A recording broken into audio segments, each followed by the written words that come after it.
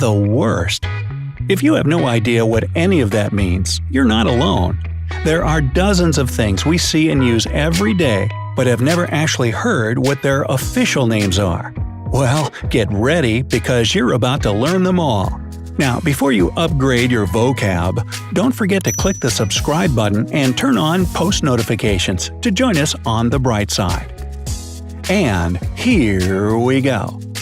A tartle is used to describe that moment of hesitation before speaking because you can't remember someone's name. That can also be classified as a really awkward moment, but that's another story. The column-like support beams you see under the handrail on a staircase are called balusters. You might also find them supporting pieces of furniture as well as on balconies and porches. Ever heard of a Vagitus? No, it's not a body part. This word literally means crying fetus.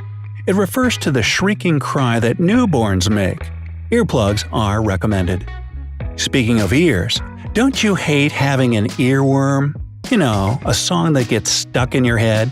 It's especially annoying when you don't even like the song. Wait, you thought I was talking about a worm that invades your ear? Ew, no.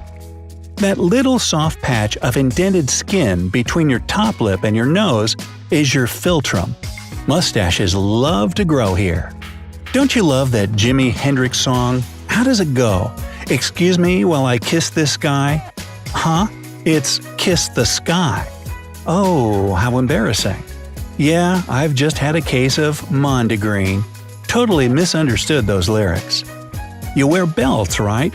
Well, that little loop on the buckle that helps keep the end of it in place is known as a keeper. Yep, it's as simple as that. Now, take a look at your nails.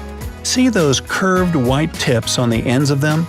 That section of your nail is called a lunule. And all you nail biters out there, stop eating your unules. If you have a gizmo or gadget that really serves no purpose, like fidget spinners, what's the point of those anyways? They're referred to as gubbins. Sometimes silly people are called gubbins too. Does that mean they serve no purpose? Ah, the Perlicue. You know that little patch of webbed skin between your thumb and pointed finger? It really sticks out when you make an L with your index finger and thumb. Hey, don't put it on your forehead, that's mean. Here's one that we all get annoyed with. You know those stringy pieces that get in the way while you're enjoying a perfectly yummy banana? Those are called Phloem bundles, and they actually serve as a way to deliver nutrients to the fruit while it's still growing. When you've been sitting still for a while or just woke up, you stretch and yawn, causing your muscles to tense up. This is known as pandiculation. Either that or you're pointing to a panda. Doctors are notorious for using Griffonage, otherwise known as writing that's practically impossible to read. Is there a cure for Griffonage? Well, practice your handwriting. Bumbershoot is just a fancy and utterly hilarious word for an umbrella. It comes from a combination of umbrella and parachute. You probably won't hear it used nowadays, since this is a pretty old-fashioned American slang. The ferrule is that little metal piece you see on the end of your pencil just below the eraser. Its purpose is to hold the eraser to the wood. Simple and effective. When you find out company is coming and you frantically clean your house like a crazy person for an hour, this is called Scurryfunge. Do you Scurryfunge? Let me know down in the comments. And you know those strips of wood that separate sections of a glass window into little squares? Those are called Muntins. Without them, windows would be made of one glass pane.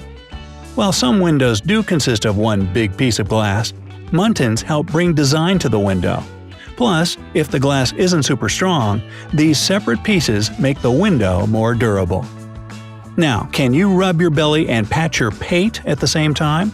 Well, aren't you talented? The pate is the tippy top of your head, in case you didn't get that.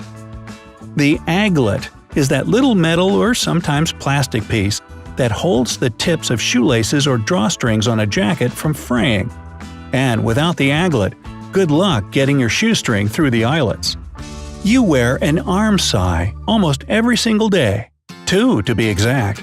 It's the armhole in your clothing. Don't feel bad if you didn't know this. The term is used almost exclusively by tailors and clothing designers. You use a Nurdle every morning and evening. It's the little dab of toothpaste you squeeze onto your toothbrush. You do brush your teeth every day, don't you? You probably know it as a hashtag button or even the pound key on your phone. But this symbol is actually called an Octothorpe. The button can be used to reach people's extension lines or as a symbol to press when communicating with an automated system.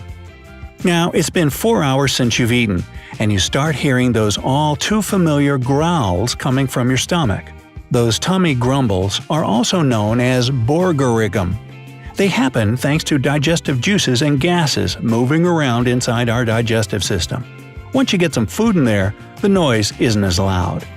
Ever turn your computer on and off again because the screen froze? Not only is this super annoying, but it also has a name. The action of turning something off and on again is known as Powercycling. Next time you get a chance, take a look at the bottom of a bottle of wine. You'll notice that it's indented. This large indentation is referred to as the Punt, and it serves to provide structural integrity. Do you know what nibbling means? No, this isn't referring to what you do alone quietly in the kitchen at 2 a.m. A nibbling is actually a gender-neutral way of referring to a niece or nephew, kind of like sibling for brothers and sisters. After a particularly grueling workout, you may grab a cold sports drink or water and chug it down somewhat dramatically in an attempt to quench your thirst. The verb for this is to xertz. Ever order a cold beer with that perfect bit of foam on top? That foam actually has a name – Barm. It occurs naturally thanks to the way beer comes out of the tap.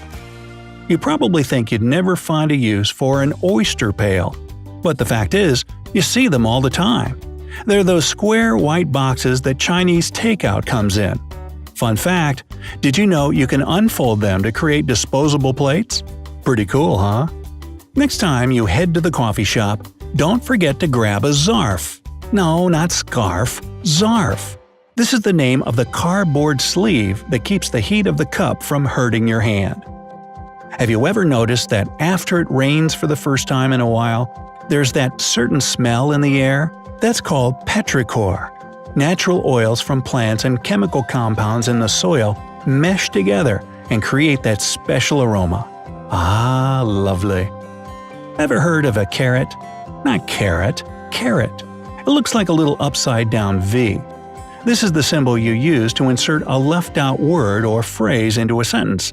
It can also be found in mathematical equations, and probably on your keyboard right now. And do you always remember to add your tittles? You know, the little dots over the letters like I and J? It's okay if you can't stop giggling. Some questions are also exclamations like, "What were you thinking?" Well, you can always put both a question mark and an exclamation point, right? Get this. Back in the 60s, a punctuation mark that looked like this was used to express the same idea. Known as an Interrobang, it didn't become too popular and stopped being used as time went on. You know those strong words you shout when you stub your toe or accidentally drop a plate of food? When written down, they look like this. You've likely seen this in comic books or cartoons.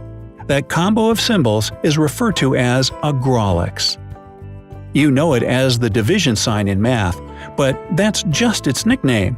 Call it what it is, an Obelus. Ever wonder what the infinity symbol that looks like a sideways 8 is called? It's a lemniscate. So, there you go. Well, Brightsiders, how did you like that? If you're looking for a reason to impress your friends, try learning 1 or 2 of these obscure words a day so that you can implement them into your everyday vocabulary. People will think you're a genius or really weird. It can go either way, honestly. How many of these words did you know already? Tell us down in the comments. Don't forget to give this video a like, share it with your friends, and click subscribe to stay on the bright side of life.